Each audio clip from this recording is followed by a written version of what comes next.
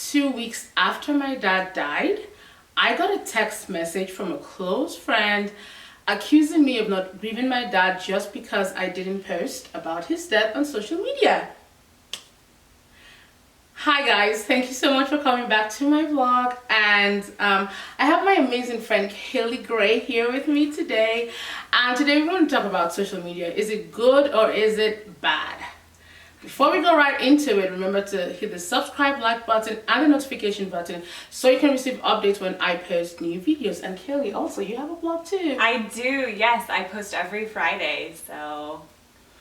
And we're going to put the link in the... Oh, perfect, yes. Comment section. Is it comment section? Yeah, I think it's... Description? The description. There you go. We're professionals, as you can see. In the description. It's going to be in the description. Yeah. Okay, so let's get right into it. Kaley, I'm going to start asking you this question first. Is social media good or is it bad?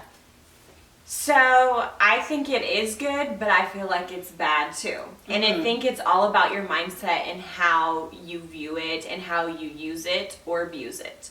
And I feel like I wanted social media for connecting. I had a lot of family that lived out of state, and so it was my way for connecting with them and for them seeing my life. Now, if you're over posting, I feel like, and you're like, you know, I'm eating cereal this morning, you know, like everybody know, or oh, I'm having a bad day. Like, you know, I understand everybody has bad days and you don't want to just have it be your highlight reel, but there is a balance of what you post, and not everything needs to be on social media. Yeah, I mean, I agree, because I feel like it's definitely not going to go away. Because I hear people talk about how, hey, you just have social media, but the truth is where the world is going now. Social media is definitely here to stay. Yeah. So I'm like, I think it's better that we walk through a proper balance than saying, hey, you need to scrap it. Because I know every year in January, a lot of my friends go through the social media fast. Yes. Which I think is good. But like literally almost every week I'm scrolling through and I'm seeing messages from people saying, hey, I'm going off for a week, I'm going off for a month. And then they come back after a week, and then the next 2 weeks they're going off again, and I'm like, this problem is not you deleting the app.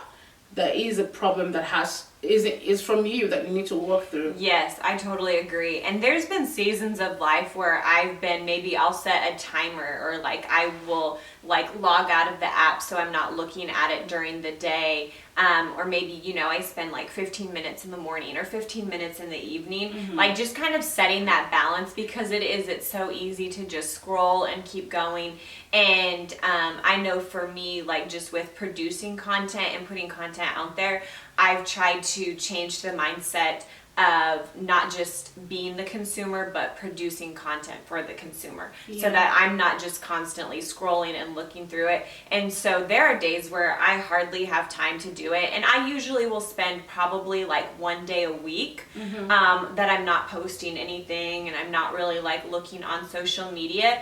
And that's where I find the balance for myself in my life. But everybody's different, you know. Sometimes some people do need those blocks of like not doing it, but I think where they're like, well, I'm done with Facebook, I'm never getting it again, and then like, you know, a few weeks later they're like back on, you know, I'm like, okay, like why did you do that? So I think it all comes back to, you have to find out what's best for you, and just really like taking time to not like overly be consuming of social media is your life, because it's not.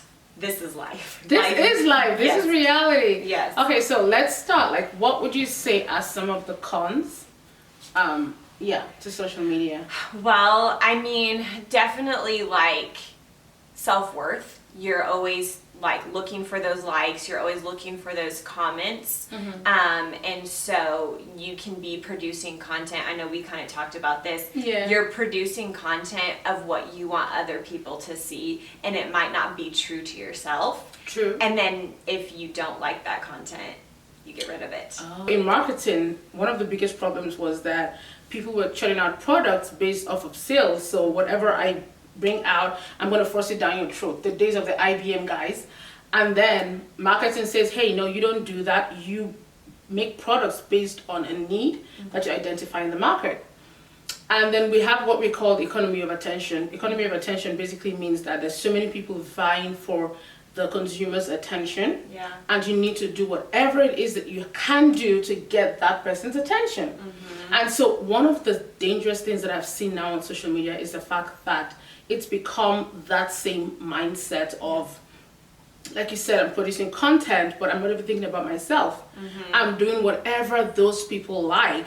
And so my value, without realizing it now, is measured based off of what people say. But I think too, it also becomes that perfectionism. Like, I know people that won't post anything because they're too scared of what other people are going to think. What is this whole thing about social bullying? I know it's a big thing when we talk about the major bullying. Hey, that person was so mean.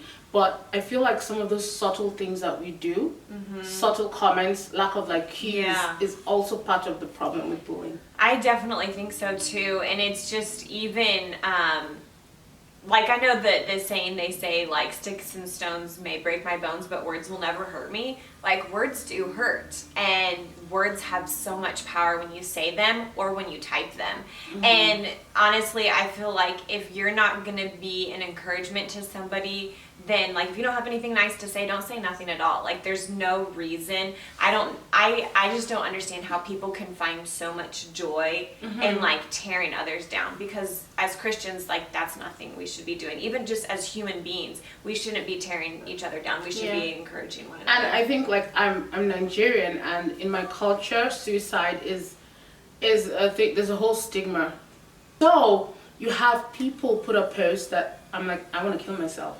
Do you know what the response is? What are you waiting for? Just go ahead, do it. And then lately, what has been happening has been a lot of those people are actually committing suicide after saying they were going to do it. And then people are like, oh, why did you have to do this? Why did you have to do that? You know, and I think that, again, one other thing that is sad is how it's one thing to actually bully people with good comments, but it's another thing to only put nice comments on those accounts that are aesthetically amazing.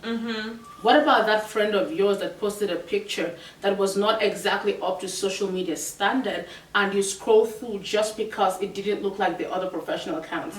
It's the same thing. Why not stop and even give a good comment? Like, say, hey, that was good, that was amazing. Or when you're like, oh, I don't like that person, and you just like, why are you following them? And then, but you're just like, well, I'm not gonna like their stuff. And I'm just like, that is so petty. You know what I mean? Like, don't follow them, or don't follow me. Like, if you don't like my stuff, you know what I mean? Yeah. So, some of our friends, not by wanting to do it, but let's say you scroll through some pictures of your friends, and you start feeling bad. Oh my gosh, my life is so messed up. Forgetting they're not showing you the behind the scenes. They're just showing you what you need to see. What is the appropriate response? Because these are your friends. Is it okay to mute your friends? Is it okay to unfollow your friends? Because now it has to do with your mental health. What is the response to that? So, this is getting real. I definitely think if something, like, if you feel like you are comparing yourself too much to somebody else, or it is making you feel bad, there is nothing wrong with muting them or unfollowing them for a season. I know, like, on Instagram it's harder to unfollow somebody without them knowing, so you do have that mute function. But I think if it's for your state of mind, if it's healthy, I think it's wisdom, and I think you need to do it. You know, there's been seasons of life where I've had to do that, and it's not that I don't love that friend or want to support that friend. It's just in this season I can't. I just can't follow them. Yeah, I agree. Well, Kaley, is there anything else you wanted to say? I loved this, and I think it's such an important topic, and I'm like so honored that you asked me to be on your channel. And so I love what you're doing, and just like being an encouragement to so many people. Like, it's making a difference. Thank you. And you can also subscribe to Kaley's channel. It is Kaley Gray on YouTube. I will put that in the description, and follow on Instagram. Remember to hit the subscribe and like button and the notification button. Until I see you next